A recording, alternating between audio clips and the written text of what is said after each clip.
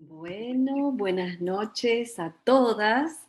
Estamos en la segunda sesión de nuestro primer encuentro de Intemperie, Políticas de la Voluntad, Poéticas del Cobijo. Entonces, vamos a dedicar esta segunda sesión a las intervenciones artísticas. Esta noche nos acompañan Sabina Aldana y Laura Uribe, Ana Cornide. Teníamos un tercer participante para esta mesa, Rafael Mondragón, pero por una cuestión de último momento lo vamos a relocalizar, seguramente se va a integrar próximamente, entre el viernes próximo, y lo daremos a conocer sobre la página de Facebook. Muchísimas gracias, chicas, por estar aquí. Y me gustaría entonces presentar muy rápidamente nuestra mesa. Sabina Aldana y Laura Uribe, ambas son artistas y fundadoras del Laboratorio de Artistas Sostenibles. Laura Uribe, mexicana, ella es directora de escena, dramaturga y docente, y Sabina Aldana, Colombo, mexicana, es directora de arte y de diseñadora escénica. Sin más, antes de pasar la palabra a Sabina y a Laura, que van a hacer la presentación del Laboratorio de Arte de Artistas Sostenibles, me gustaría presentar a nuestra otra acompañante, Ana Cornide. Ana es profesora del Departamento de Español y Portugués de Arizona. Entonces, dejo la palabra a Sabina y a Laura, que hablarán sobre Archivo Migración, un bodegón contemporáneo. Hola. Hola. Pues buenas tardes y pues estamos muy contentas de poder ser parte de este marco tan increíble. Y pues vamos a comenzar un poco contextualizando un poco la compañía, ¿no? Como ya nos presentó Tatiana, pues nosotras, Laboratorio de Artistas Sostenibles, conformado por Sabina y por mí principalmente, pues nos apropiamos de este concepto de sostenibilidad justamente para generar pues un sistema de pensamiento, lo que decimos inagotable, ¿no? Fértil y muy contaminado, ¿no? A eso le llamamos nosotras como expandido, expansivo, porque principalmente lo que buscamos es ser generadoras de experiencias diversas, que no solo se centren en las artes vivas o en el teatro en sí, sino proponer la participación e intercambio entre artistas, entre actores sociales, investigadores, científicos o agentes sociales. Exacto, ¿no? Y buscando siempre la simbiosis entre disciplinas, lenguajes y medios, y como decía, la contaminación entre la ficción y la realidad todo el tiempo, pues enmarcándonos, ¿no? Generando así lo que llamamos un enfoque liminal, ¿no? Entre el arte y la vida, todo el tiempo contaminadas por la estética de lo cotidiano. Por eso nos parecía como muy lógica esta invitación que nos hicieron, porque el cobijo, la vida y el arte siempre es lo que estamos tratando de engarzar todo el tiempo, ¿no? Y finalmente indagando sobre nuestras prácticas, nuestras poéticas y estéticas para cuestionar, ¿no? Justamente, y dislocar las ideologías dominantes de la macropolítica, ¿no? Y la estrategia que utilizamos para eso es justamente la esfera íntima, ¿no? Irnos a lo íntimo, hacia la micropolítica, ¿no? Hablamos, por ejemplo, de estrategias que nosotras hemos explorado, es el archivo vivo, es decir, el testimonio, el relato, como un activador de memoria, ¿no? Como una huella corporal de estas memorias que está en las narrativas, en el relato de estas historias que se narran a partir de los cuerpos. Entonces, pues de esta manera, pues articulamos distintas maneras que no solo buscan, como decíamos en un principio, contar una sola historia, sino hacer la historia, ¿no? La historia micropolítica, la historia a través de esta esfera íntima que es el testimonio micropolítico. México, ¿no? Y la historia que no se cuenta, que no se escribe también, normalmente. Exacto. En ese sentido, digamos que eso es lo que enmarca de alguna forma nuestra práctica, y en este momento, pues les compartiremos dos piezas, ¿no? Hablaremos de dos obras, como es Archivo Migración, que esto pues fue una pieza que hicimos digital bajo la curaduría de Gabriela Lack, ¿no? En lo que fue la continuidad de Espacios Revelados en Guadalajara, pero esto ya era una plataforma digital en una página web, ¿no? Y Archivo Migración, pues a grandes rasgos, principalmente es Sabina lo contextualizó como un bodegón contemporáneo, ¿no?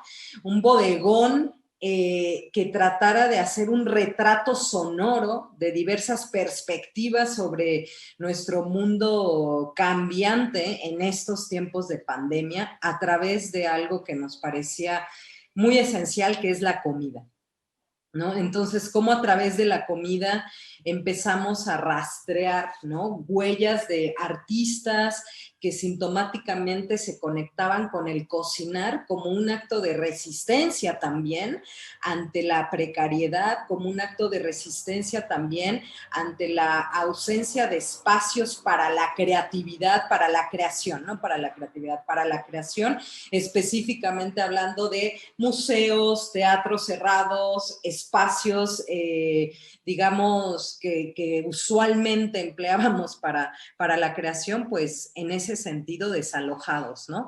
Y esto fue una guía que también junto con Gabriela Lack, pues nos fue coordenando hacia rastrear a todos estos artistas que finalmente nos ponían la pregunta de qué mutaciones, migraciones, expansiones disciplinares han tenido estos artistas escénicos a consecuencia de la pandemia en México, ¿no? Precisamente, como si es posible imaginarnos actuar y sostenernos como comunidad, aún cuando estamos en un espacio de desalojo, ¿no?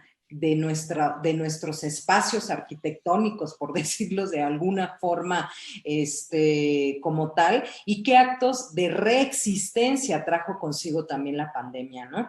Y qué fue lo que se rompió, qué puso en evidencia, y qué será lo que hay que reforestar también en estos tiempos, ¿no? Y la pandemia, pues finalmente abrió esta necesidad de reinventarnos en la búsqueda de autonomía para la creación. Y esto principalmente es Archivo Bodegón. Son 15 artistas que compartieron su relato, su testimonio en este encuentro. Entonces, no sé, Tatiana, si quieras que de una vez tenemos un manifiesto que escribimos. A mí me parece muy pertinente en este marco, en esta primera ronda, que presenten el manifiesto para ponernos a nosotros justamente en contexto. Súper. Sí, pues como les comentaba, son dos piezas, ¿no? Archivo Migración, que además de una imagen que les compartirá Sabina ahorita en un momento, que está alojada en la página de sitio en específico, creamos un manifiesto, ¿no?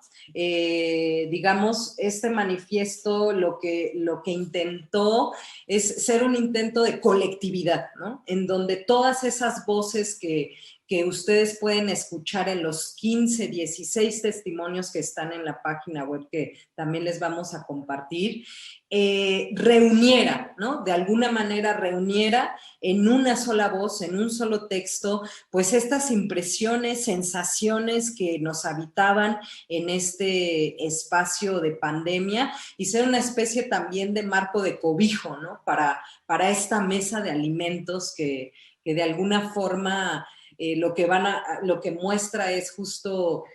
no muestran los artistas, sino sus obras gastronómicas, culinarias, en donde es un bodegón con todas sus expresiones, no escénicas, pero sí culinarias, como esta idea de conectar también el afecto a través de la cocina y de cosas sencillas también, de lo simple.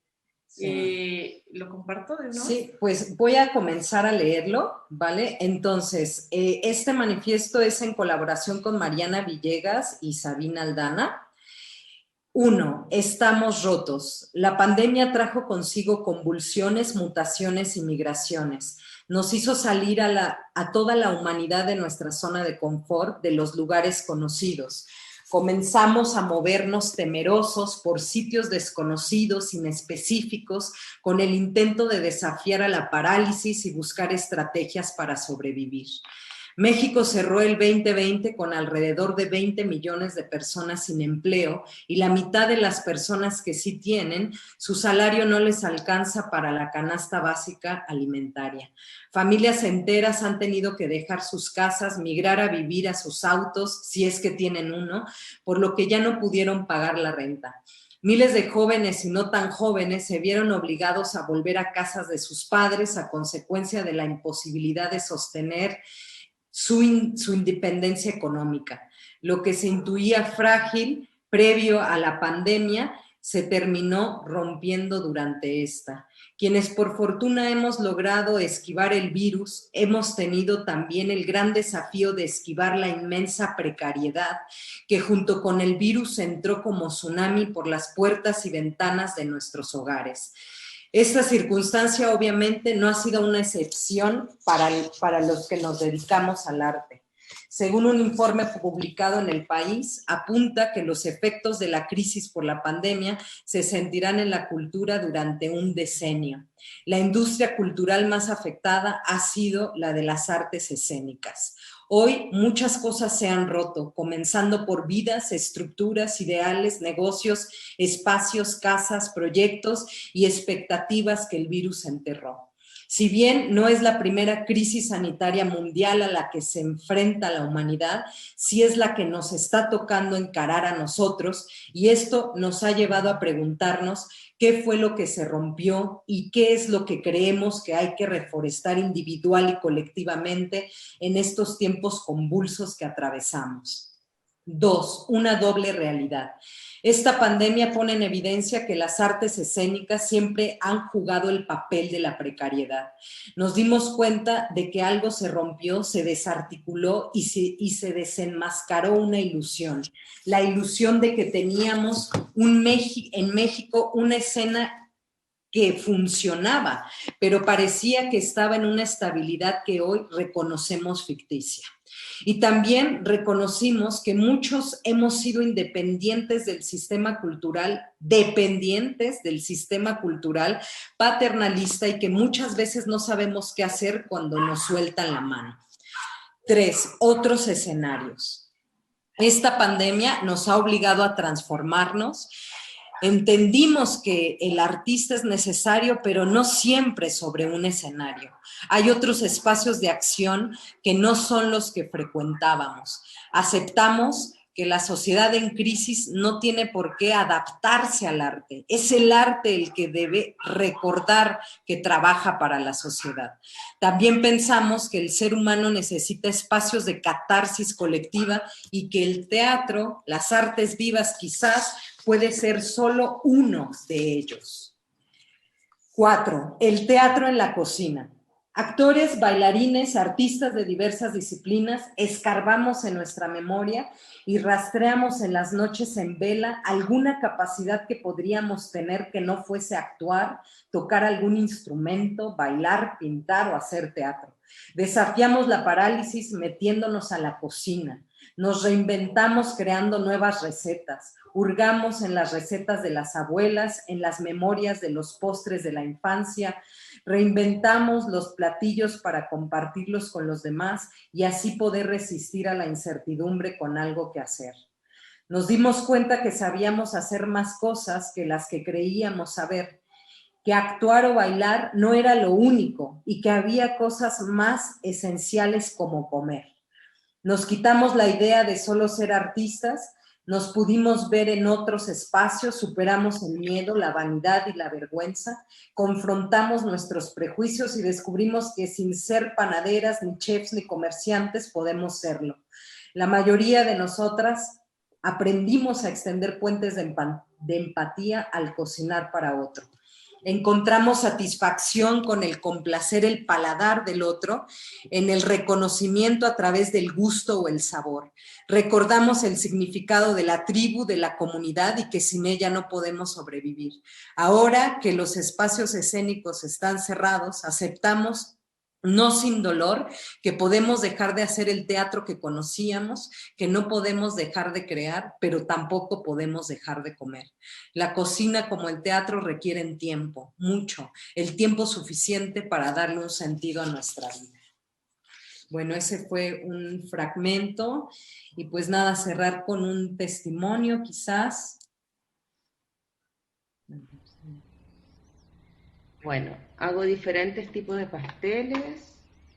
Generalmente son como tipo panqué, con cubiertas diferentes y glaseados. Este es de cacao al 100% con naranja natural, poco y ralladura. Bueno, como el concepto un poco es ocupar ingredientes naturales. O sea, que el cacao sea al 100%, que las frutas que tiene sean naturales y que los huevos sean huevos y no líquido de huevo y todas esas cosas, ¿no? Este es de elote.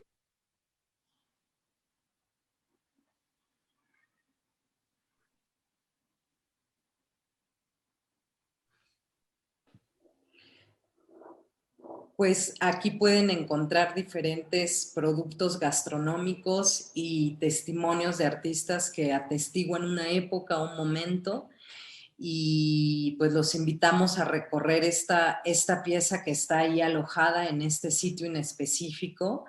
Les compartiremos la liga y pues bueno, esta es una manera que encontramos de desafiar también la parálisis y también por otro lado indumentarias para no desaparecer, que es la pieza que también están transmitiendo durante todo el día desde la mañana en la Galería SBC, pues también es un vínculo con el testimonio, con el relato desde otra perspectiva muy distinta de la cual ya más adelante podemos conversar. Además de que pueden encontrar productos deliciosos y pueden hacer sus pedidos. Nosotras también vendemos mezcal, ahí está la intensa. Así que bueno, pues esto nos ha llevado a cobijarnos de otras maneras en esta intemperie. A pensar otras formas también de producir y de estar en estos momentos. Y sigo con indumentaria. No, pues igual Tania, tú... Me parece tal vez que lo podemos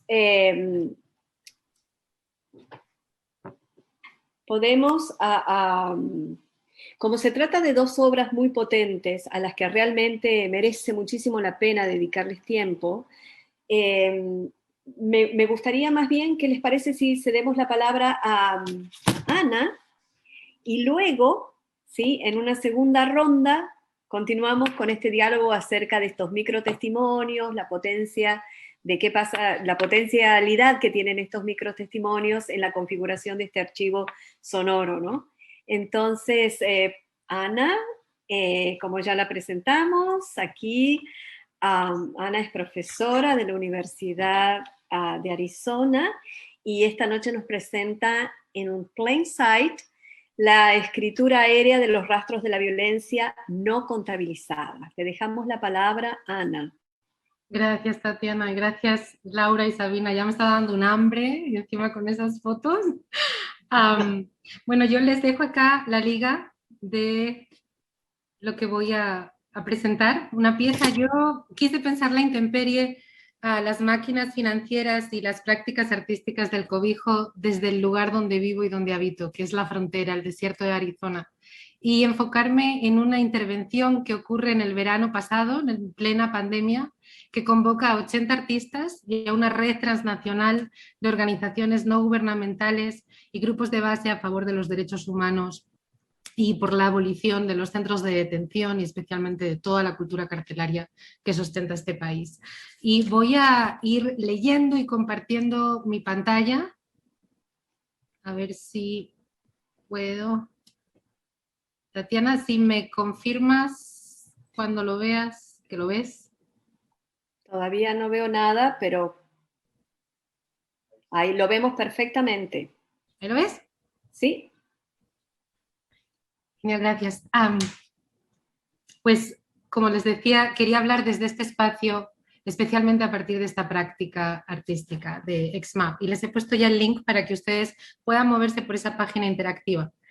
La frontera entre Estados Unidos y México está definida por un aparato de vigilancia de infraestructuras físicas y virtuales que controlan todas las formas de vida dentro de la región fronteriza, desde el acceso básico a los puestos de control hasta el derecho a un cuerpo sano. Los mecanismos sofisticados escanean el territorio para filtrar información de forma rutinaria en varias categorías de amenazas, documentadas o indocumentadas. En este entorno altamente controlado, la geografía y la meteorología se instrumentalizan para controlar los flujos transfronterizos. En la actualidad, los peligros de la atmósfera de la zona fronteriza continúan pasando factura a los cuerpos que la habitan y la atraviesan. El movimiento de cadáveres se documenta, cataloga y transmite a las instituciones policiales, cuya política operativa es capturar y sancionar. Las caravanas de migrantes que atraviesan la región reciben tratamiento de rutina por enfermedades respiratorias relacionadas con el polvo, mientras que los migrantes detenidos sufren cada vez más de exposición al polvo en alojamientos improvisados. En medio de la pandemia por un virus que afecta al sistema respiratorio, los centros de detención carecen de suministro básico de jabón, desinfectante o máscaras.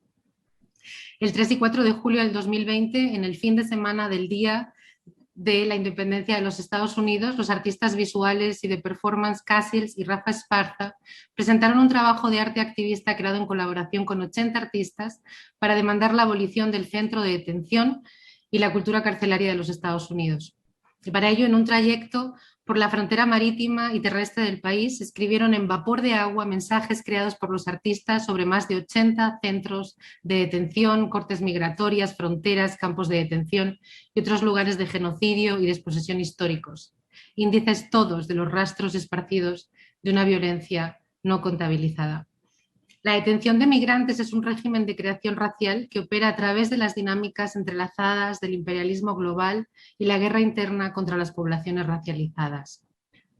Adultos y niños sufren y mueren en centros de detención financiados por los contribuyentes con impuestos. En el 2019, el Servicio de Migración y Control de Aduanas de los Estados Unidos, ICE, registró un total diario promedio de 50.000 migrantes encarcelados. Según los datos del gobierno federal, más del 70% de las personas se encuentran recluidas en cárceles de gestión privada. Varios informes detallan condiciones horribles, celdas superpobladas sin espacio físico para que las personas duerman, retretes como bebedores, falta de acceso a duchas por periodos que a veces superan los 20 días. El 20 de octubre del 2019, la ACLU informaba que más de 5.400 niños han sido separados de sus familias en la frontera con México desde julio del 2017. Desde el 2003 ha habido 207 muertes en centros de detención de ICE contabilizadas y esto no incluye a los niños. Lo que tienen a la derecha es el centro de detención de Florence, Arizona. Es el lugar que nos tocó a nosotros, a mí misma y a un colectivo con Susan Stryker, para poner la frase por encima. Y lo que tienen a la izquierda es un mapa, el mapa civil, con los nombres de las corporaciones y los propietarios privados del territorio, de modo que pueden ver la flechita naranja donde pone Ciudad de Mesa, City of Mesa. Ese era el único lugar donde se nos permitía estacionar el vehículo en un verano en Arizona de 45-50 grados a la sombra a las 2 de la tarde, donde tuvimos que esperar más de 3 horas. Y quiero utilizar esta imagen, sobre todo este concepto de lo visible y lo invisible, para hacer una serie de reflexiones sobre todo lo que es el entramaje de los centros de detención y su proceso histórico. El colonialismo y el imperialismo de frontera reorganizan el espacio y el tiempo, dependiendo en gran medida de la visión y la vigilancia como su modo de dominación. Lo que uno puede ver y de qué manera uno puede ver o ser visto son resultado de prácticas visuales que se crean y mantienen a través de específicas configuraciones del espacio. Este ver en el espacio es una manera de situar a las personas en una relación jerárquica a través de procesos de diferenciación nacional, étnica, racial, de género y sexual para extraer valor. Nicolás Mirzov llama a este régimen basado en la dominación a partir de una distribución desigual de la visibilidad, un régimen de separación necropolítico, donde las prácticas visuales y la distribución de la visibilidad se vuelven invisibles. La forma de ver que surge en este espacio se borra, produciendo un espacio en blanco que luego puede ser reclamado como propiedad absoluta, donde ver como el Estado significa afirmar violentamente su dominio sobre poblaciones humanas y no humanas. En este espacio de desaparición o de borradura, la visión y la vigilancia se autorizan. En el imaginario colonial, ser visto en el espacio en blanco es estar sujeto a la violencia sin reparación. El espacio en blanco transforma a una persona en una mercancía. Y, por supuesto, la plantación, el barco o la reserva son espacios coloniales por excelencia desde donde se habla de estas lógicas. Pero a mí me gustaría extenderlo y hablar de lo que Kathleen McKeith habla y llama la lógica de la plantación. La combinación de la borradura, la extracción y la vigilancia ha permitido al capitalismo, basado en la vigilancia racial, sobrevivir en ese espacio en blanco. La visión ahora es artificial, se ha automatizado, distribuido, creando otros espacios de ocultación y desaparición como la prisión y los centros de detención para migrantes y refugiados, formas donde la lógica de la plantación continúa. Nosotros éramos movidos constantemente por, obviamente, el sheriff, la policía del condado, la seguridad, el equipo de seguridad de CORSEVIC, que es la compañía a la que pertenece este centro de detención, y otras fuerzas policíacas de Florence. Y, por supuesto, todos eran movilizados a partir de drones. Y ahora sí me gustaría centrarme en XMAP, en In Plain Sight. Escribir en el cielo a vapor de agua visualiza el proceso de ver, pero también hace visible los límites de la visión y la ceguera estructural del que mira un lugar borrado e intenta capturarlo en imagen. De ahí que las imágenes finales, la frase escrita en el cielo, sean imágenes arruinadas. Estas imágenes arruinadas y los mensajes inconexos sobre los espacios elegidos, los centros de detención, las cortes migratorias, las fronteras, campos de detención y otros lugares, hacen visible la naturaleza fantasmática del territorio estadounidense construido a partir de la expansión imperialista, el genocidio y el desplazamiento indígena y la esclavitud negra. Procesos simultáneos que solidifican la frontera para convertirla en un método de exclusión racial y migratoria. Esparcidos por toda la geografía, estos sitios permanecen apenas visibles, incluso cuando están a vista de todos. El proyecto revela cómo esas zonas de anomia han marcado la historia y la geografía de los Estados Unidos desde sus inicios, desde las reservas de nativos americanos del siglo XVIII hasta los centros de detención contemporáneos, así como la conexión estructural entre ellos. Las geografías de la esclavitud, la detención y el despojo proporcionan oportunidades para notar que el derecho a ser humano conlleva una historia de encuentros raciales y prácticas innovadoras de la diáspora que de hecho espacializan los actos de supervivencia. A partir del concepto de contravisualidad de Mirzov, In Plain Sight crea un arco de regímenes visuales y desobediencia que sitúa el dominio colonial sobre los territorios y las resistencias contravisuales de las poblaciones racializadas.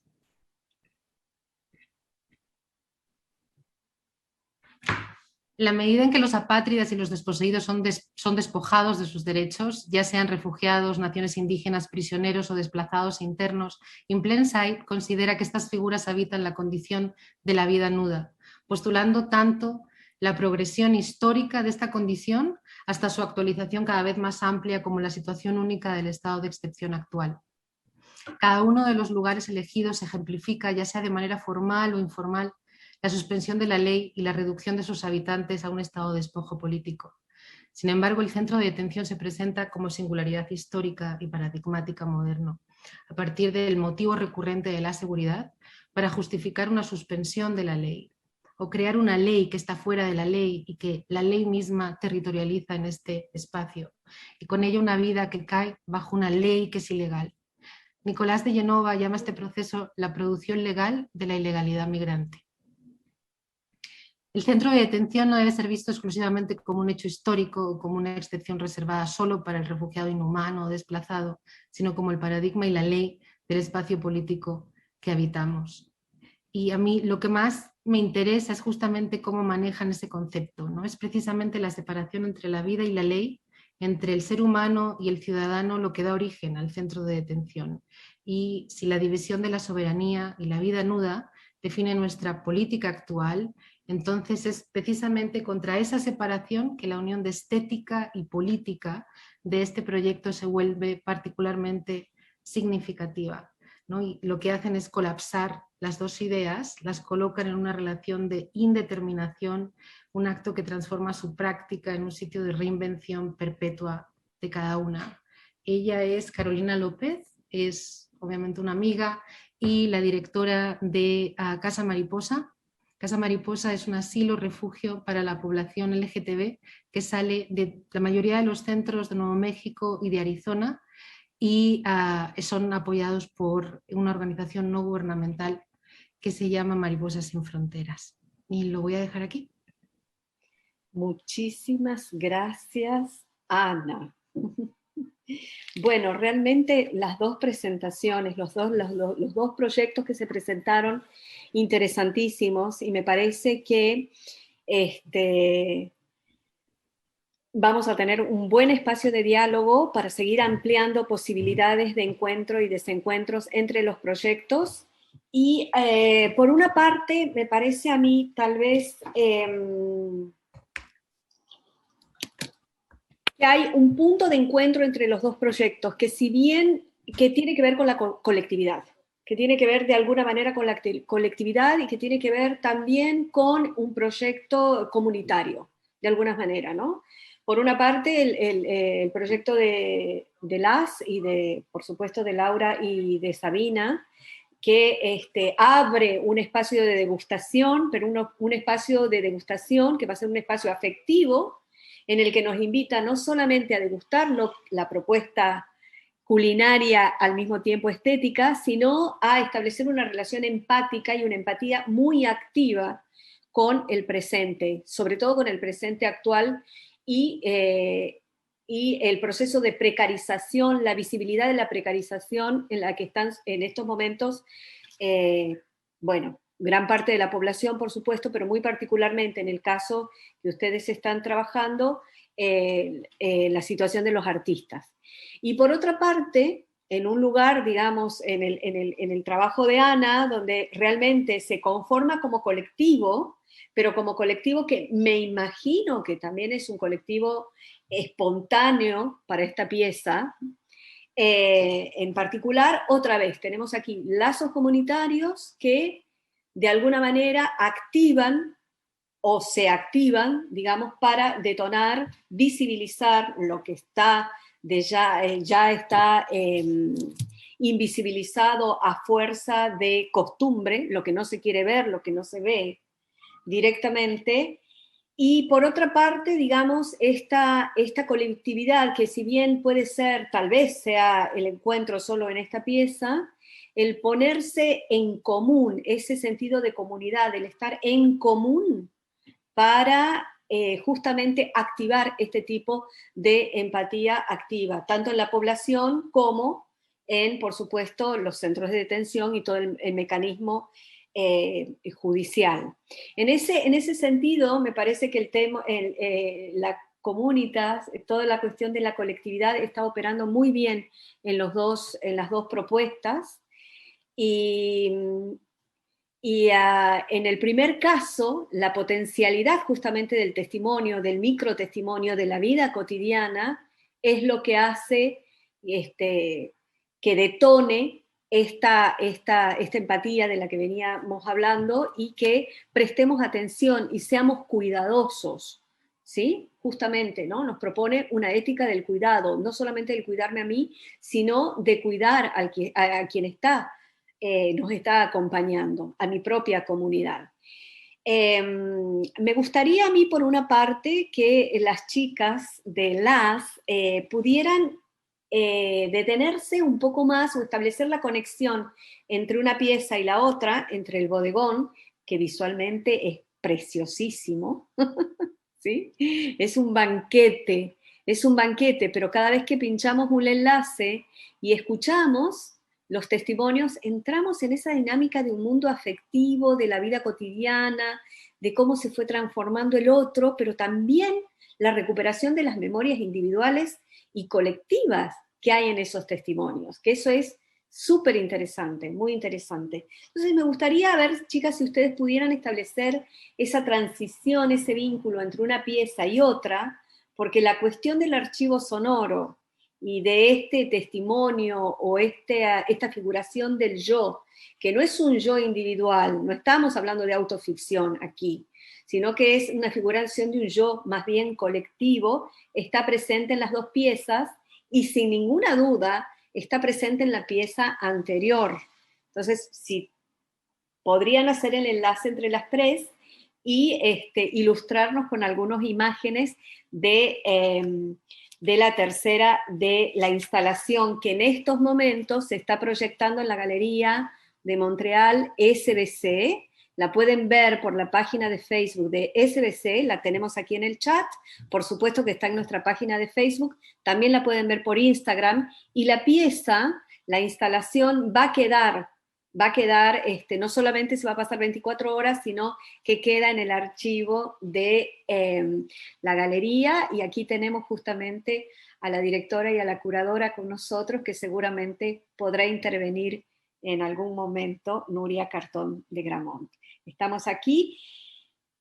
Ese vínculo entre bodegón entonces e indumentarias para no desaparecer, que justamente se trata de una instalación escénica. Y bueno, ambas piezas nacieron en pandemia. Bodegón fue como, bueno, el proceso de indumentarias primero fue durante todo el año y Bodegón coincide también con época de Navidad y esta imposibilidad de reunirse también con las familias. Yo soy colombiana, entonces no podía ir a Colombia por el tema pandémico y este miedo de contagiar a mi familia. Y bueno, y México también se fue un poco al carajo en toda la reunión familiar en esa época. Entonces, claro, este bodegón también visualmente era esta utopía que queríamos hacer de esta reunión familiar o amistosa, en ver en esa imagen de la mesa reunida, pues ese deseo, ese anhelo también. Y claro, y si uno ve también los alimentos, porque si uno piensa en un bodegón contemporáneo, pues sería un bodegón lleno de plástico y de comida chatarra y todo esto. Entonces era una utopía, una solución de lo que podría ser el futuro también, y de preguntarnos de cómo alimentarnos después de una pandemia. ¿Quieres decir algo? No, adelante, adelante. Y bueno, y justo indumentarias va más ligado al cobijo, pero yo, como soy diseñadora de vestuario, veo que es el cobijo como más cercano al cuerpo. Es como, para mí la indumentaria es pues esa primera arquitectura que habitamos antes que el mismo espacio. Es como este cobijo más cercano que tenemos. Por eso veo que es una herramienta política también. Y las preguntas que yo me hago en este sentido es que lo anexo como lo que hablaban esta mañana también, de cómo activar una imaginación política por medio de la indumentaria, vista la indumentaria como el cuerpo. Entonces, pues nada, yo veo pues la indumentaria es como ese vehículo para asumir el afuera, el intermedio entre el cuerpo y el espacio, la interfaz para conectar un universo con otro, lo íntimo y lo público, y ahí también entra este espacio con la comunidad. El espacio privado y el espacio social se convierte en una prótesis política que también puede ser manipulable. Entonces, claro, en la pandemia, como que mi pregunta primero era muy externa, antes de la pandemia, de los cuerpos que estaban desapareciendo y el feminicidio y todo esto que sucedía en la intemperie. Y cuando nos viene la cuarentena, nos encerramos. En México pasa un fenómeno muy fuerte que a mí me impresionó mucho, que los feminicidios ocurren en el espacio doméstico. Entonces, ahí es cuando me doy cuenta de que el hogar, las casas, lo doméstico no te protege del depredador o del agresor. Entonces, ahí es cuando quiero recurrir al espacio más íntimo, que para mí es la indumentaria. Y en esa indumentaria también hay capas y capas y capas, cada vez más de intimidad. Por eso propongo también unas piezas de experimentación, bueno, de látex, que son piezas interiores, lencería y todo esto, porque en la misma ropa también puedes ir descubriendo capas hasta llegar a la capa más final, que es lo más cercano a tu cuerpo y a tu intimidad. Es la piel, ¿no? Y bueno, y hay una relación también con la piel y esta piel, pues que es el cuerpo es también piel, y esta piel que es deseada o no deseada, dependiendo de la textura. Y bueno, entonces no sé si tú quieras agregar algo. No, pues con esto, con lo que decía Tatiana también, ¿no? De vincular lo colectivo, porque ambas piezas de alguna forma, y eso también le da estructura a nuestro laboratorio, es la investigación en campo, ¿no? Es la conexión con las colectividades, como que somos...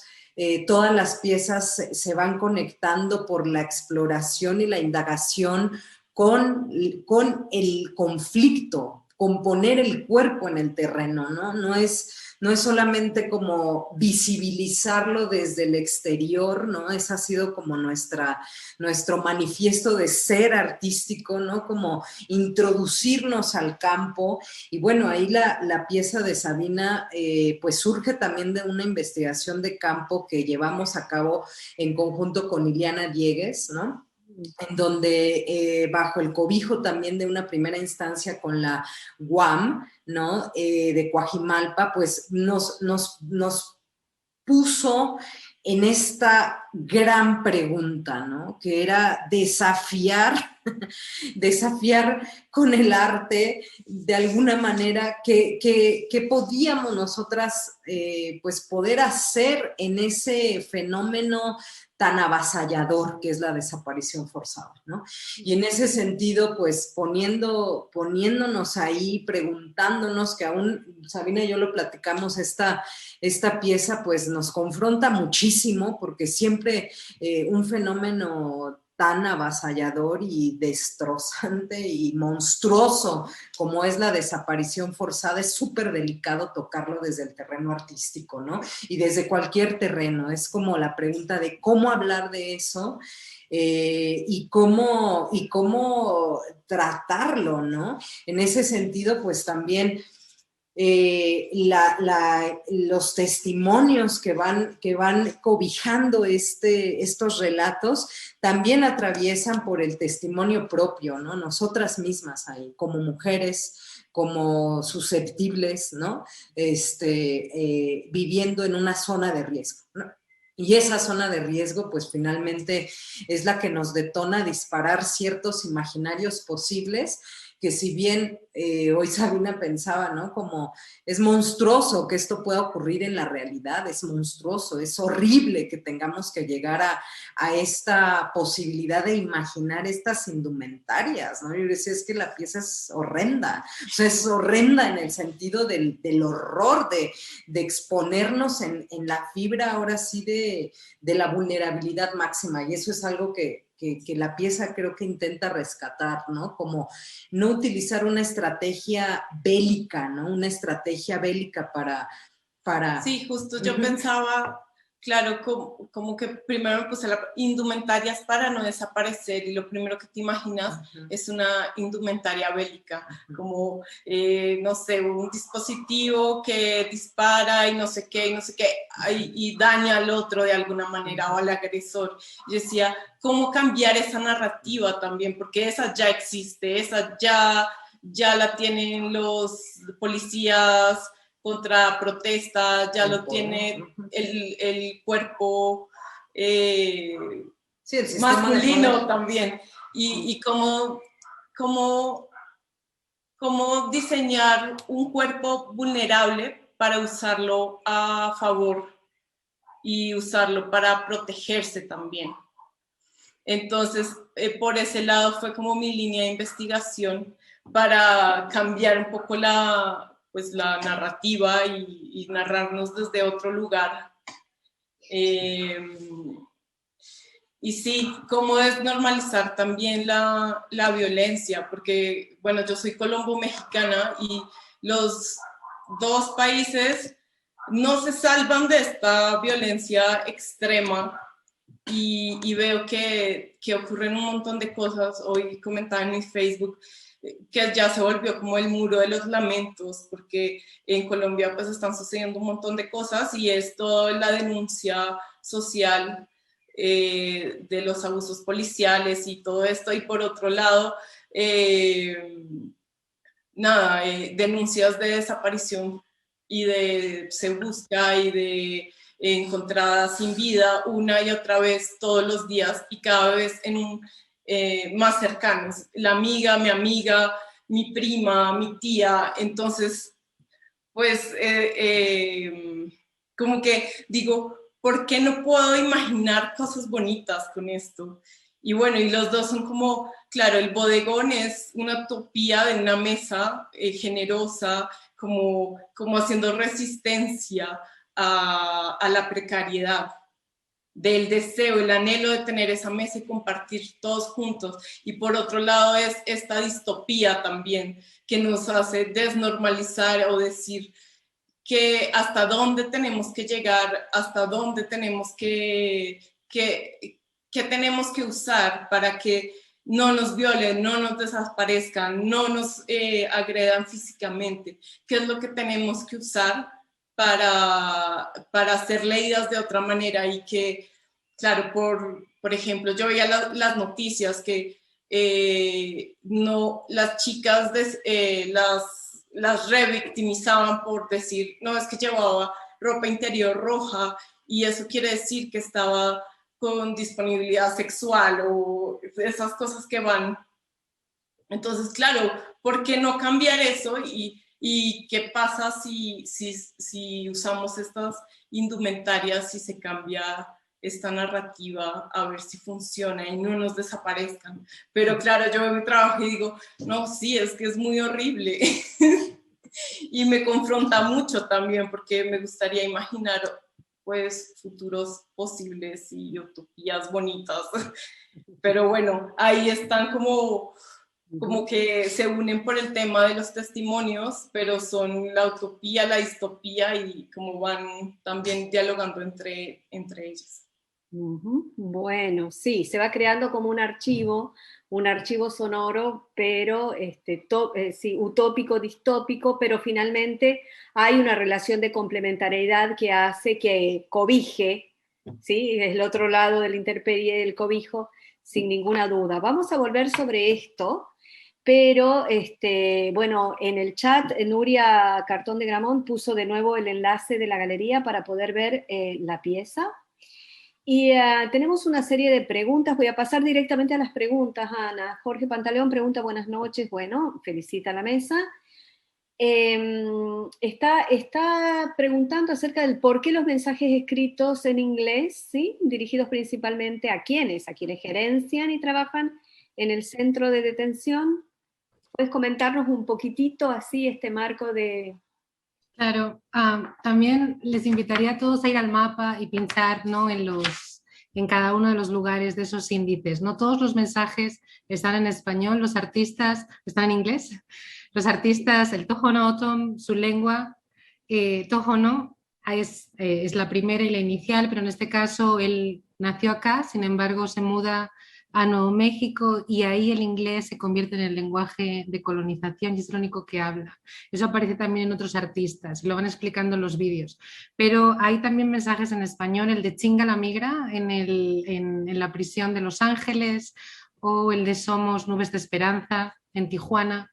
Van a ir variando, incluso hay un mensaje en árabe en uno de los centros de detención por parte de una de las artistas que hace la conexión con la ocupación y el encarcelamiento administrativo en Palestina. Así que van a ir variando, pero claramente las audiencias son múltiples. Eso en cuanto a los mensajes y la elección del idioma. La página en sí intenta traducirse a los dos idiomas también. Y a mí me gustaría también conectar con algo que estaban diciendo a Sabina y Laura, porque yo creo que el bodegón no solamente no habla sobre la precarización y la convierte en algo en abundancia visual, sino que finalmente redistribuye también, ¿no?, esa abundancia. Es decir, uno puede contactar a esas artistas que han comenzado a tener que vender estos productos de panadería, ¿no?, para poder sostenerse también. Así que yo creo que eso es exactamente lo que hace el proyecto, que tiene otra reverberación política de redistribución de recursos, que también tiene In Plain Sight. O sea, se retransmite en directo, ¿no?, en el 3 y el 4, en tiempo real, en distintos sitios en línea, y lo que obviamente se está haciendo es democratizarse la información, y el aire a su vez, ¿no?, pasa a retransmitir toda esta información saltándose la infraestructura del control. Pero se recopila muchísimo dinero para todos los bonos que van a ir a pagar las fianzas que se necesitan para sacar a las personas que están en los centros de detención. Yo imagino que todos los que estén aquí que lo sepan, es muy complicado que te den un caso de asilo desde dentro del centro. Tienes que litigarlo desde fuera, ya que es muy difícil, ¿no?, que se contacte contigo, que las cartas te lleguen, etcétera, etcétera.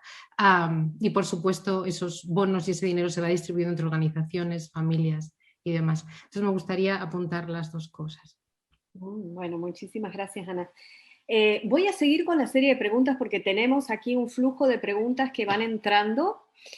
Matías Beverinotti, esta pregunta es para Ana, ¿sí? Dice, Ana, me pregunto qué piensas de las teorías de la teoría de Thomas Nail sobre la frontera, que no solo impone una subjetividad, una categorización, inmigrante, legal, ilegal, local, etcétera, y ello hace al control del movimiento de cada sujeto, pero que no dejan de moverse. En ese sentido, el centro de detención termina siendo el que deja pasar a cuentagotas la inmigración o la devolución. Y por otro lado, hablas de la invisibilidad, pero en la misma tónica. ¿Cómo se ve tu presentación frente a la gente que queda en el camino y el trabajo que hacen grupos como No Más Muertes y Armadillos, por ejemplo? Ya, súper buena pregunta. Bueno, yo creo que claramente no se puede entender el centro de detención fuera de todo el imperialismo de frontera, ¿no? Y entendiendo si la prisión es una frontera, la frontera también es una prisión, ¿no? Y desde el origen la frontera no solo se crea para que no lleguen las personas del sur, sino que también se crea justo en el instante para no permitir que las personas negras que han sido liberadas o están a punto de serlo salten también a México, ¿no? O sea, hay que pensarlo justo en el instante en el que Texas está teniendo esa lucha por la independencia precisamente por ese elemento. Así que totalmente de acuerdo en cuanto a las desapariciones de la frontera. Como yo tengo que decir algo, y es que claramente trabajo con todas estas organizaciones, vivo en un espacio donde desde hace 21 años, todos los jueves, todos los primeros jueves de cada mes, se leen los nombres de las personas desaparecidas en el desierto como acto de bienvenida radical, ¿no?, de alguna manera, y para quien no lo sepa, solamente un 1% de esas listas tienen un nombre, ¿no? Normalmente es desaparecido, desaparecida, lo que obviamente desencadena toda una tragedia, y claramente la desaparición, cuando yo hablaba de índices de la violencia, es el espacio de la violencia extrema, no solo por desaparición y la utilización del desierto para ello, sino por las violencias múltiples que van a ir apareciendo en la imposibilidad del duelo, o en el caso, por ejemplo, de José Antonio Elena Rodríguez, que fue asesinado, ¿no?, por un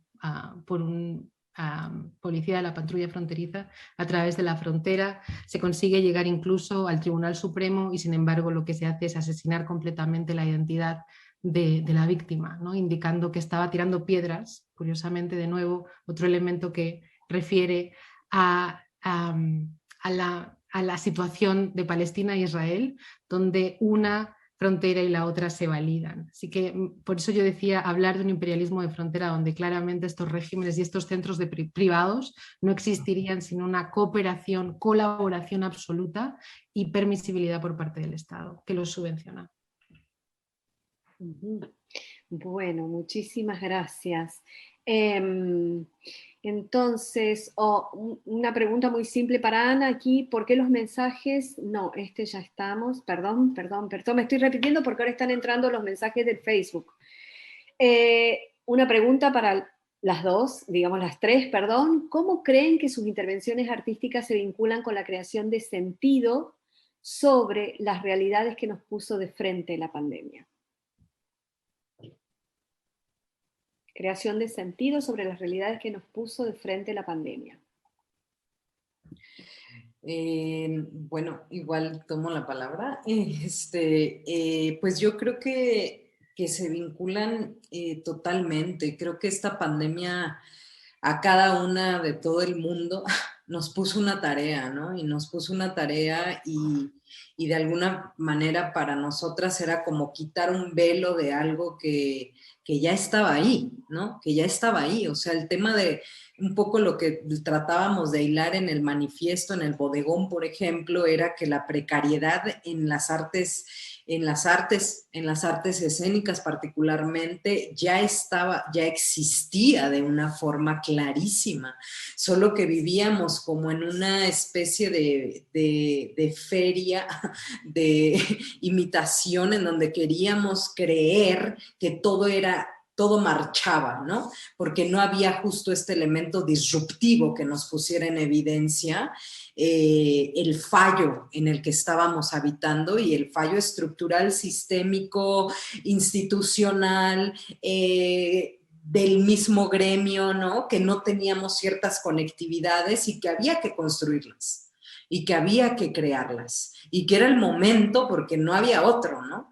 En ese sentido, algo muy interesante, hablando particularmente de bodegón, es que esta red de venta de comida, de trueques, de yo tengo, yo vendo, yo doy, yo pongo, también generó una colectividad, generó redes, generó encuentros, generó redes de apoyo, redes de convivencia, escuchar a personas, artistas, amigos que nunca antes quizá nos hubiéramos reunido por esa razón, ¿no? Entonces creo, y bueno, finalmente la pieza también de indumentarias. No sé si tú quieras agregar algo, pero pues como bien ya lo expuso Sabina, puso en evidencia pues que tampoco el hogar es que fuese un espacio absolutamente seguro, ¿no? Y que eso se revelaba pues en las cifras, en las denuncias, en el qué hacemos para salir de esta inercia de abuso pues sí, de una zona de riesgo constante desde lo cotidiano. Y ahí las dos cosas como que son muy paradójicas, ¿no? Porque por un lado la misma casa, el espacio doméstico se volvía ahora el laboratorio de creación, ¿no? Era el laboratorio de invención al mismo tiempo que para algunas personas se volvía la zona de riesgo inevitable, ¿no? Entonces creo que la pandemia pues sí puso un marco muy contundente en la creación de sentido para, por lo menos en nuestro caso. No sé, Ana, si quieras compartir algo desde tu perspectiva. Sí, yo creo que a eso añadiría que claramente todas las poblaciones de las que he estado hablando, la manera en las que no todas las poblaciones racializadas, feminizadas, en este lado de la frontera y al otro lado, ¿no? Si pensamos, por ejemplo, en grupos como las Madres Buscadoras de Caborca, son grupos y espacios que llevan mucho tiempo creando comunidad frente a un Estado sin entrañas, ¿no? Frente a un Estado que no solo no protege, sino que directamente está en colaboración, en un caso con el crimen organizado, en el otro con las corporaciones, para seguir asesinando, invisibilizando o matando directamente, ¿no? Y a mí lo que me parece es una manera de dar sentido a todo sería si finalmente comprendiéramos que, de hecho, si vamos a poder sobrevivir a esto sería intentar copiar esas maneras de crear comunidad, ¿no? De ampararnos, de ayudarnos, de saber que no estamos solas, sino que hemos creado y llevamos creando todos estos vínculos, ¿no? Y estas redes desde que el Estado ya comenzó a fracturarse desde hace mucho más tiempo, pero claramente para las poblaciones precarizadas, desde ya antes el Estado no existía, ¿no? Es decir, existe como gobernación absoluta, pero para dejarles fuera de cualquier tipo de acceso a la protección o la seguridad, que yo creo que es exactamente con lo que se relaciona. A mí lo que me encanta de vuestra pieza es el sentido de lo siniestro y sobre todo lo siniestro como espacio de seguridad frente, ¿no?, al espacio de inseguridad, o sea, cómo utiliza lo fantástico y lo siniestro para generar un espacio de cobijo frente al régimen escópico de la violencia, ¿no? Bueno, muchísimas gracias. No quiero descuidar que la persona que es Gabriela Samia, la persona que lanzó esta pregunta, y le voy a dar paso, entonces pasamos a otra pregunta. Alina Peña pregunta, me gustaría preguntar a las participantes sobre las relaciones entre las complicidades en los modos de producción y las relaciones con lo social, como decía Laura, en tanto que las prácticas creativas generan experiencias diversas frente al imperativo dominante de producción eficiente.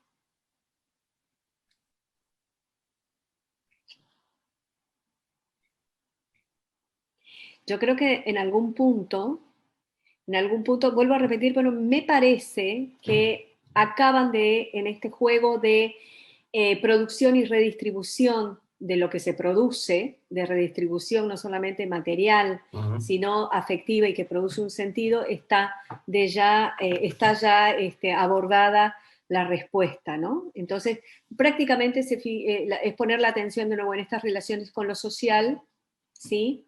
En tanto que las prácticas creativas generan experiencias diversas frente al imperativo dominante de producción eficiente. Pero me parece que está muy relacionado con lo que ya abordaron ustedes, ¿no? El trabajo colectivo, el reunirse con personas o con colegas que a lo mejor en otros momentos no hubieran compartido esta experiencia colectiva, pero que sin embargo la coyuntura los lleva a reconocerse como comunidad. Me parece que por ahí vienen. Si quieren mencionar algo más.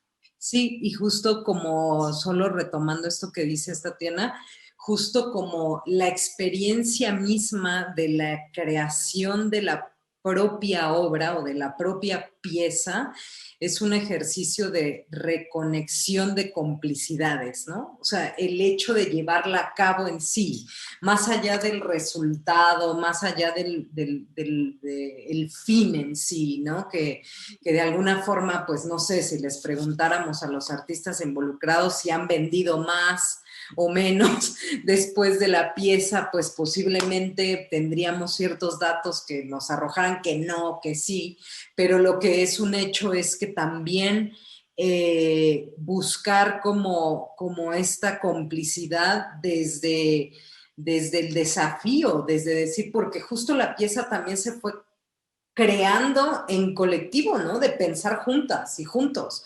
Es decir, estamos atravesando esto, la comida, la creación es un acto artístico, no, sí, no, y eso ya es un cobijo, ¿no? Eso ya es algo que nos hacía estar juntas, que nos hacía estar juntos, ¿no? Y que creo que es lo interesante también de los trabajos artísticos de investigación, ¿no? O sea, esto de estar juntos, de estar ahí, no sabemos qué va a pasar, no sabemos para qué, por qué, pero estamos aquí resistiendo en este espacio de complicidad y de colectividad. No sé si con esto respondamos, pero me sonaba un poco, ¿no? Ya, yo podría contestar al nivel de afecto de todas estas prácticas, algunas no en vivo y otros obviamente en la creación del mapa. Yo creo que a mí lo que más me interesa es justamente cómo se plantea, no como, o sea, no como una separación desde lo estético o lo político, no como panfleto político ni como objeto estético en sí como mapa, sino cómo hay una relación de indeterminación, ¿no? O sea, hay una práctica que hace que se reinventen la relación que existe entre las dos, donde una nunca está por encima de la otra. Y eso se ve muy bien cuando uno va y ve el mapa, ¿no? Cómo se se introduce una opacidad natural en ese formato que crea una asociación libre. Esa asociación libre claramente manifiesta también las diferencias que tenemos con la visibilidad o la invisibilidad, ¿no? De modo que, o sea, el poder trabajar con personas que están directamente afectadas por ese régimen imperialista y por otra parte gente que ni siquiera sabía que vivía al lado, ¿no? De un centro de detención, más que nada de una cárcel. Los centros de detención suelen estar muchos más alejados. También obviamente el reconocimiento, por ejemplo, en California, de que todos los objetos de todos los espacios estatales, todas las mesas, las sillas, las ventanas, cualquier cosa hecha de plástico en todo California está hecho por los prisioneros, por las personas detenidas en centros de detención privados o no y en prisiones privadas o no privadas que ganan 20 céntimos al día. Lo mismo que puede ganar cualquier persona en Arizona dentro de un centro de detención para poder adquirir la comida que se le da más allá de la comida regulada, que normalmente no son patatas y frijoles. Bueno, muchísimas gracias. Paso otra pregunta, otra vez de Jorge Pantaleón, pero es un comentario para Laura y Sabina. Muy impactante el tema de las indumentarias como objetos testimoniales de exhibición y que a su vez, bueno, está la cuestión de las víctimas y sus revictimizadas, digamos, ese juego, ¿no? Creo que la cuestión del testimonio está apareciendo desde diferentes ángulos en el seminario, ¿sí? Esta mañana apareció también, se habló en diferentes momentos, desde un encuadramiento propiamente jurídico hasta una posibilidad emancipatoria o al menos de visibilización y del reforzamiento de una infrapolítica que emerge en situaciones críticas. Bueno, este comentario también cuenta para tender puentes con las imposibilidades de testimoniar, incluso sin la palabra hablada. En referencia también dice para lo que expone, lo que digo, para lo que expone Ana. O sea, es un comentario para las dos finalmente, para las dos. ¿Queréis añadir algo al testimonio? Porque vosotras jugáis siempre, ¿no? Con el testimonio, sobre todo el testimonio roto, testimonio sin cuerpo, el testimonio que es voz y que abarca muchos cuerpos. No sé si queréis hablar desde ahí. Pues en realidad como que me conecto mucho con el testimonio emancipatorio también, ¿no?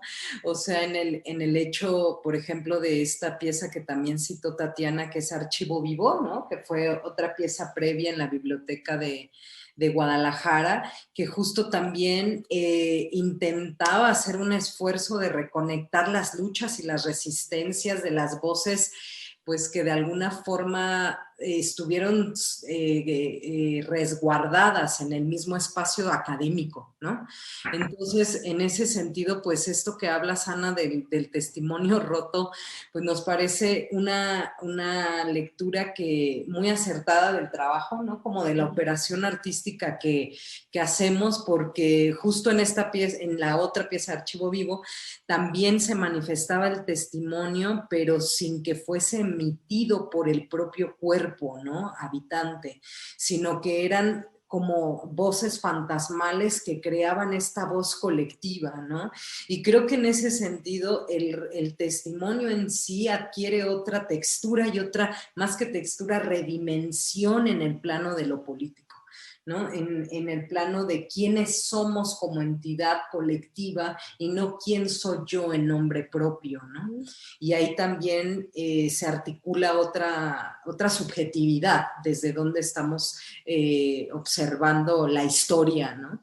La historia misma, ¿no? En testimonios de mujeres de la tercera edad, que marginadas de la academia, desplazadas de la posibilidad de haber podido estudiar, en fin, ¿no? Y que venían a retomar el espacio, a retomar la zona central de lo académico como un espacio redentor, de alguna forma, ¿no? También. Sí, en ese sentido conecto el comentario, ¿no? Claro, ¿no? Se activa, bueno, lo que estabas diciendo, ¿no? O sea, se activa otro tipo de agencia, que es la agencia del que escucha, ¿no? Como modo de recuperación de esa historia. Sí, y por otro lado, estuvimos hablando de escena expandida, pero me parece que ustedes vienen trabajando en el laboratorio en diferentes piezas de un archivo que también se expande, ¿no? Que acoge sí, esta cuestión de las memorias, de cómo resignificar el testimonio, esta cuestión de si está presente o no está presente el cuerpo finalmente no está presente, pero sin embargo está tan presente como espacio de lucha política también, ¿no? A través de esa invisibilidad del cuerpo, pero ese poder decir, este es mi cuerpo. Entonces, ese juego permanente de expansión del archivo vivo finalmente, me parece muy, muy interesante, en lo personal me parece muy, muy interesante. Aquí tengo una pregunta de Nuria, ¿sí? Una pregunta de Nuria que está muy relacionada también de alguna manera con la presentación de Verónica Gago de esta mañana. Gracias a las tres por sus interesantes reflexiones, además del énfasis que estas piezas ponen en la activación de un sentido comunitario en diferentes contextos de vulnerabilidad social, emocional. Algo que pienso fundamental es la idea de la ética del cuidado, ¿no? La ética del cuidado. No sé si las participantes pueden platicarnos un poco más sobre esta experiencia, cómo reimaginó su cotidiano, cómo se tejieron estos nuevos vínculos afectivos y cómo los podemos proyectar y mantener en un estado post-pandémico.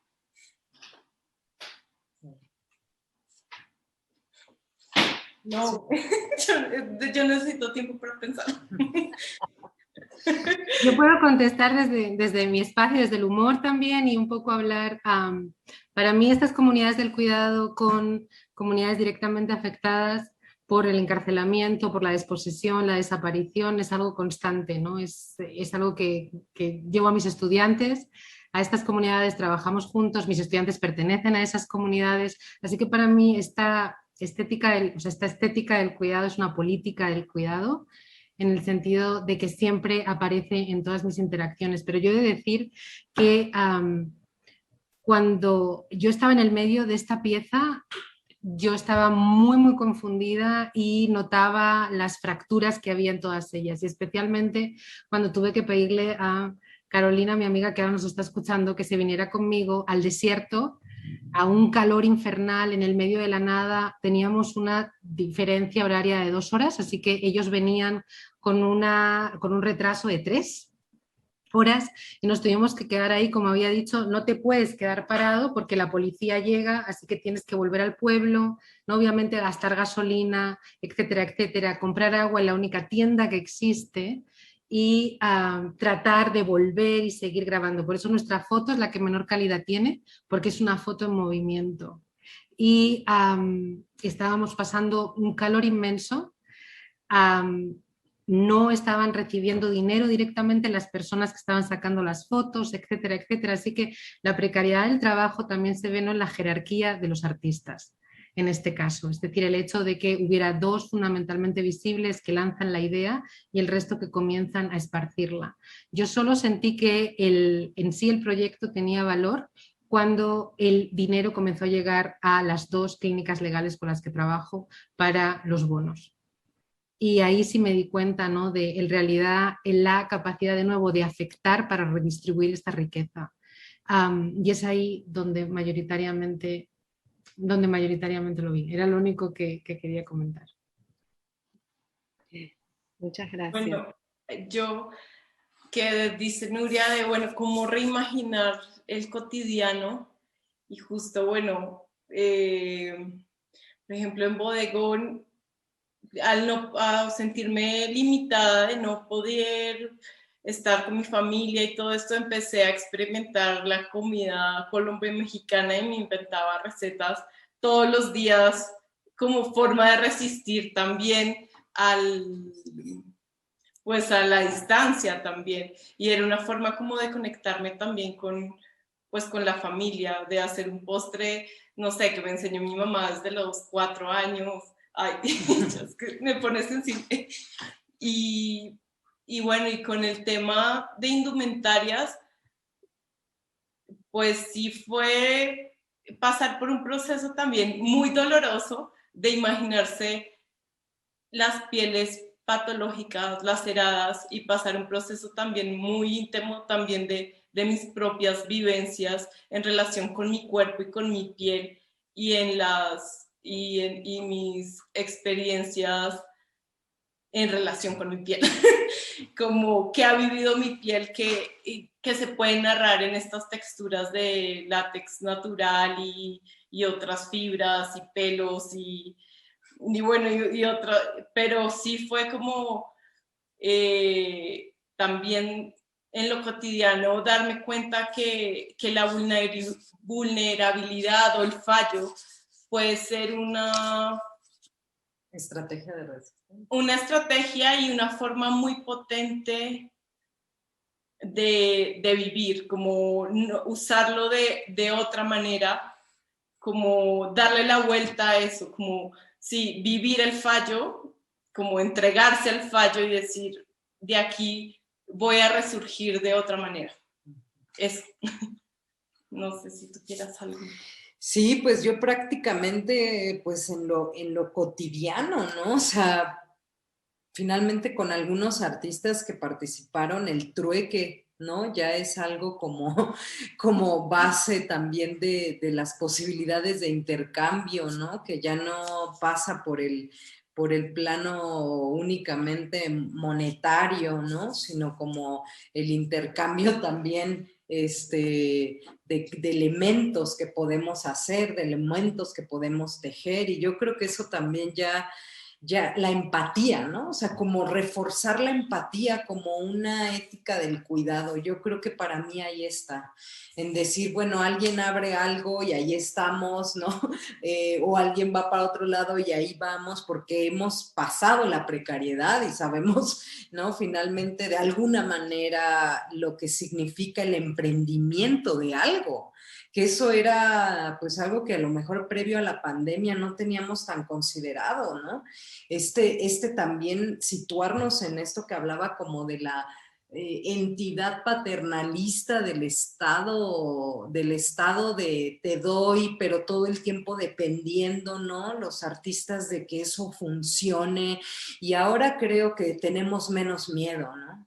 Tenemos menos miedo de decir, podemos intentarlo sin eso, podemos ser autónomos, podemos hacerlo en la azotea, en la cocina, en el patio, en la calle, con los vecinos, con las comunidades cercanas, y eso creo que es algo que ojalá se quede, ¿no? Se quede post pandemia porque es intervenir en otras esferas que estaban muy cerca a nosotras y que quizás por la cotidianidad del trabajo no habíamos podido entrar en conexión con, ¿no? Eso agregaría. Yo creo que esa conexión con justamente es el elemento fundamental para pensar en cómo habitar un estado post-pandémico, ¿no? Que básicamente es la reflexión que nos convoca este seminario. Si tienen algo más para decir, o podemos ir cerrando. ¿Algunas palabras finales, tal vez? No, pues yo pues agradecer y también compartirles a que naveguen en esta página web donde está almacenado el archivo Bodegón, porque además de nosotras hay muchos proyectos de otros artistas que juntos también empezamos a articular desde la pandemia, desde esta provocación, ¿no? De cómo hacer esa conexión con, ¿no? Gente de Cuba, de Brasil, de Argentina, que de alguna u otra manera no hubiera sido posible tampoco sin la pandemia, ¿no? Que eso es la paradoja que nos trae como todo este desafío de este presente. Entonces, pues nada, invitarlos a que naveguen por ahí, y agradecer muchísimo también al seminario, ¿no? A todos los organizadores que han establecido como este marco tan importante de reflexionar ahora que ya estamos en la indeterminación, como dice Ana, ¿no? Ya no sabemos si ya acabó o si sigue o si ya nos estamos en dónde, transformándonos hacia qué nueva normalidad, de qué, para qué, cómo. Entonces siento que en esta indeterminación es justo en donde pueden florecer nuevas posibilidades, ¿no? Y que desde ahí pues intentamos retomar la práctica, y parte también de de ese espacio de digital, pues diseñamos otra que se llamaba Paraíso, práctica relacional para la reconciliación, que es en la azotea de nuestra casa y que muy pronto estaremos convocando a quien quiera venir a hacer la práctica aquí, pues está abierta, y quien no, también navegar por ahí, quien no pueda, hay como una posibilidad de imaginar el paraíso, ¿no? También como una forma de cobijo. Sí, hay Bueno, un archivo descargable donde puedes hacer tu propio paraíso en tu casa o venir a nuestra casa y reconciliarte o acercarte a la persona. Reparar, en Ajá. fin. Ahí Ahí está. está la información. muchísimas Y gracias. también muchas gracias a Nuria y abrir la galería y nada. Y bueno, estoy muy contenta de estar aquí también. Un momentito, no, ya. Vivir el fallo de otra manera. Me parece que hay un último comentario en Facebook, me están diciendo por aquí, Patricio. Vivir el fallo, algo que tiene que ver con vivir el fallo. Patricio nos está rescatando los comentarios. Sí, yo estoy pensando mucho en Mónica Zurmuch, trabaja un texto en colaboración con otro autor que en este momento no recuerdo el nombre, pero trabaja la noción de archivo hospitalario, pensando justamente en literatura femenina, pero desde la literatura, pero también de una literatura que se está produciendo, un tipo de escritura que tiene que ver, que está muy vinculada con la experiencia de lo cotidiano, ¿sí? Entonces ella trabaja esa noción de archivo hospitalario y a mí me parece que en estas dos intervenciones, tanto la de Laura y Sabina como la de Ana, funcionaría muy bien, estos aportes funcionan muy bien y van configurando ese archivo hospitalario. Pedro Ibarra dice, vivir el fallo de otra manera, entre comillas. Es una frase con muchas potencialidades. Me reconozco en esa oración al atravesar la pandemia. Bueno, podemos cerrar entonces aquí. Los esperamos el próximo viernes, las esperamos a todas el próximo viernes y disfrutemos entonces de nuestras propias poéticas del cobijo. Buenas noches. Gracias. Chao. Muchas gracias. Muchas A gracias. ustedes por invitarnos a su paraíso.